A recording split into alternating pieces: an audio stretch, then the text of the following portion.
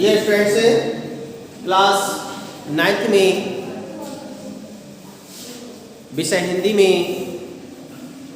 क्षितिज भाग 1 में हिंदी की श्रेष्ठ कवि माखनलाल चतुर्वेदी द्वारा वर्णित कैदी और कोकिला नामक चैप्टर पढ़ रहे हैं।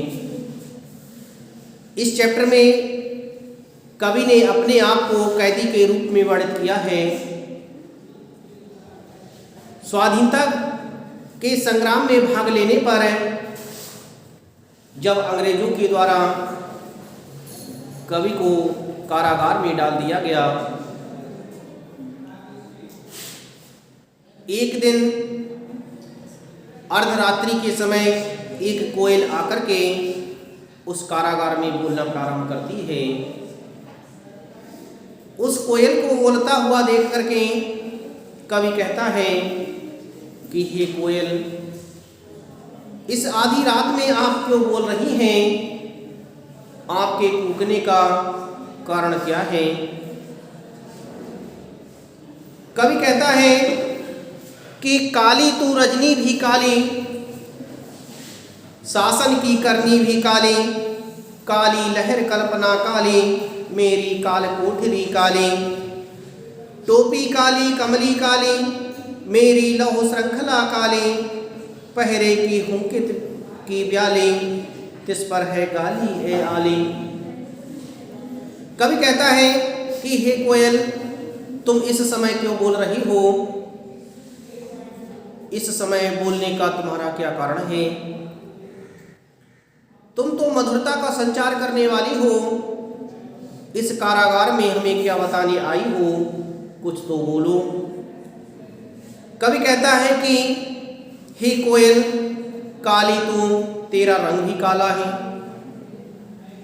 तेरा रंग भी काला है और इस समय रजनी भी काली, रजनी कहते हैं रात्रि के लिए, इस समय रात्रि भी काली है, रात्रि का समय है और चारों तरफ कालिमा छाई हुई है,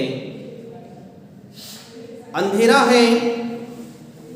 इस तरह से तेरा रंग भी काला है और रात्रि भी काली है, शासन की करनी भी काली, और जो शासन व्यवस्था चलाई जा रही है, अंग्रेजों के द्वारा चलाया गया शासन, ये भी काला है।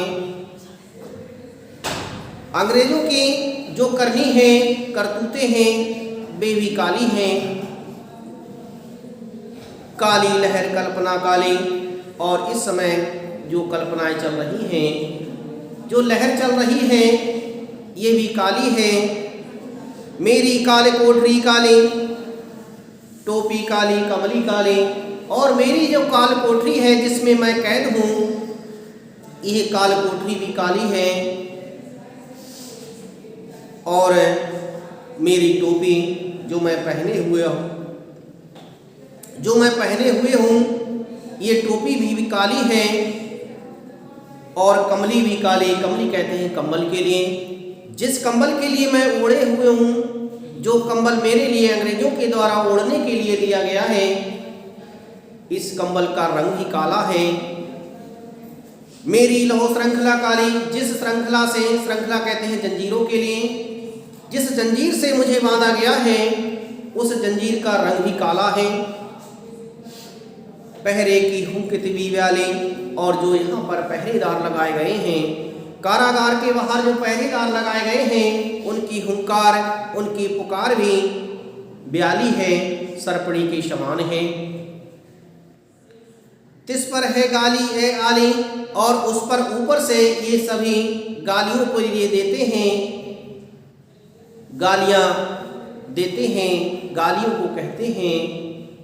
ऐसे में हे आली, तुम यहाँ पर क्या कहने आई हो? इस काले संकट सागर पर मरने की मदमाती।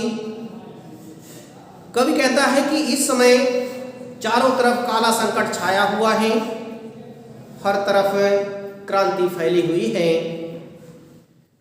काले संकट सागर में लोगों के लिए मारा जा रहा है, लोगों के लिए प्रताड़ित किया जा रहा है। चारों तरफ संकट के बादल घिरे हुए हैं। मदमाती ऐसे में तुम मदमस्त होकर के क्या गाने का प्रयास कर रही हो? तुम मदमस्त होकर के कैसे गा सकती हो, कैसे गा लेती हो, अपनी मधुरता का संचार कैसे कर लेती हो? क्योंकि इस समय चारों तरफ संकट के सागर उमड़ रहे हैं। कोकिल बोलो तो हे कोयल, कुछ तो बोलिए। आप ऐसे में किस तरह से अपनी मधुर वाणी का संचार कर लेती हो, अपनी मधुरता से लोगों के लिए मदमस्त कर देती हो। अपने चमकीले गीतों को क्यों कर हो तैराती। ऐसे स्थिति में जब चारों तरफ क्रांति की ज्वाला भड़क रही है, अंग्रेजों का अत्याचार निरंतर बढ़ता जा रहा है, अंग्रेज निरंतर अत्याचार कर रहे हैं, हर तरफ अत्याचारों के बादल उमड़ रहे हैं। ऐसे में ही कोयल अपने चमकीले गीतों से, अपने चमकीले गीतों के लिए क्यों कर हो तैराती, कैसे तैरा लेती हो, इस प्रसन्नता को कैसे जागृत कर देती हो। ऐसे उदासी भरे माहौल में, ऐसे दुख भरे माहौल में आप प्रसन्नता का कैसे संचार कर देती हो, अपने चमकीले गीतों के लिए कैसे तैरा लेती हो। कोकिल बोलो तो हे कोयल, कुछ तो बोलिए, कुछ तो इस बात के लिए कहिए कि आप ऐसे माहौल में अपने सुंदर सुंदर गीतों के लिए कैसे गा लेती हो, कैसे लोगों के लिए मदमस्त कर देती हो, कैसे अपनी प्रसन्नता के गीतों का संचार कर लेती हो। कुछ तो बोलिए, क्योंकि इस समय जो माहौल बना हुआ है वो पूरी तरह से दुख भरा है, पूरी तरह से लोगों को भयभीत करने वाला है। ऐसे माहौल में तुम किस तरह से अपने आप को प्रसन्न कर पाती हो और लोगों के लिए अपनी गुंजाइश से किस तरह से प्रसन्न कर पा रही हो।